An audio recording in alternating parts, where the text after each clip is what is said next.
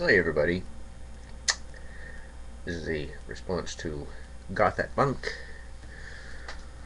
and a video he made asking about our view of soulmates, which is an interesting topic, when elements of which have been going over in my mind for a while now. One of the things I find interesting about this soul is that I think, well, I've taken my own liberty and created an idea of a soul for myself. Because most of the time, I don't buy into the religionists or theists' idea of an immortal soul. I think there is such a thing as a mortal soul, but only in reference to the way it's often seen. Whenever I hear anybody speak of something to that effect, it's like, "Oh, that person's got soul." When somebody is driven to do something, or some people even say they're possessed. But that's what I find the soul is. It's the driver. It's kind of like a complete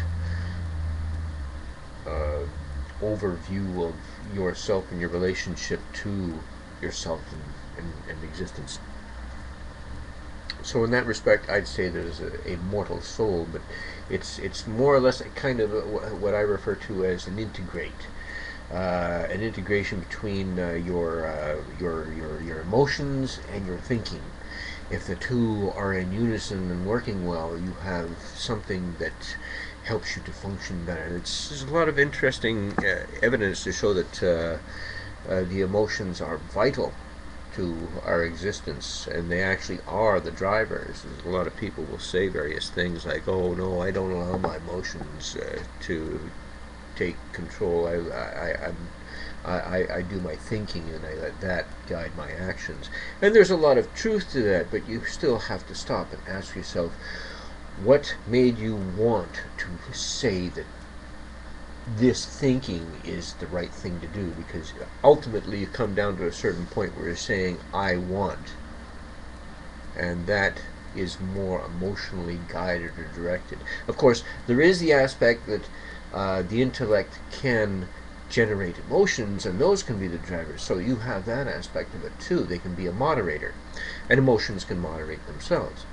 And I think it's a very important element of ourselves that I think we've dismissed outright, unfortunately, with our rationalist thinking and our rationalist times, uh, scientific and otherwise. Even the theistics often get down on the emotional drives, and actually, I find they use it against you in a lot of respects. They actually damage it. I think I've got this kind of notion that I've put together, and looking back at my own history and saying that back when I was a kid, when you're a kid, emotions are a very tough thing to get a handle on, to work with.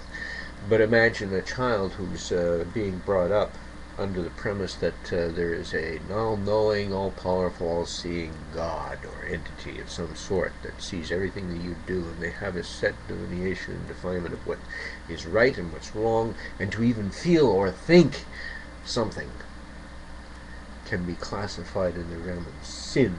And so, in order to protect yourself in some form or fashion, some people, not everybody, depends on the child's interpretation. And they can do several things. One of them is refrain from thinking for fear that the thought might be bad or wrong, and become repressed for fear that the emotion will be bad or wrong. And some may ultimately really want to be good, so they dispossess themselves of all these things, their thinking processes, their emotional faculties, and they don't really get a chance to integrate them. They don't get a chance to grow up with them, to work with them, to allow them to be a healthy integrate, to guide them and drive them in their lives. So the soul, the driver in a life. And to me, more recently, within the last year or so, I've come to a point where I could actually define what a relationship was or is. And I've had such a hard time with that in the past. I had a marriage with a woman. I loved her, and or that's an interesting aspect too. I loved what I interpreted what she was. But I digress, and I lost my train of thought. Damn it. Oh, a relationship. Now, somebody had asked, Tomoy's girl Eli, had asked the question, who's your primary relationship with? And it was an interesting question. It was, of course, the primary relationship with myself. And that led me to asking what a relationship was, which I never really took the liberty to ask before. It was always something that was just displayed before. This is a relationship. You know, you watch your parents, you watch everybody else around you. These people are doing these things that they call a relationship. And I really didn't identify it. But now I have an idea that a relationship is an exploration. That's what a relationship is. The idea of a soulmate, I don't buy it.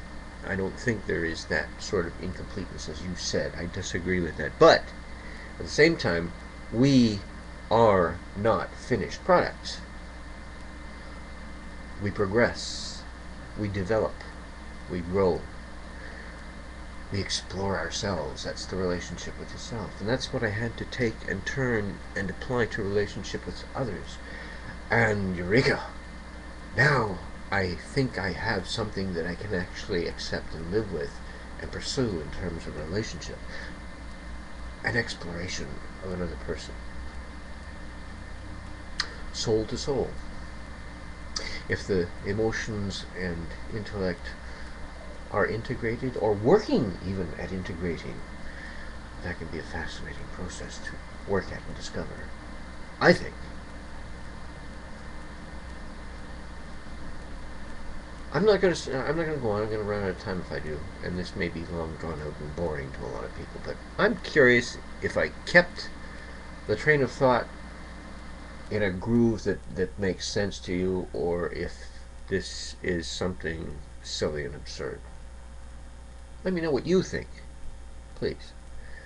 Thanks, Paul. Thanks, everybody. All of you. If you have any kind of thoughts on this, I'd love to hear it. Take care.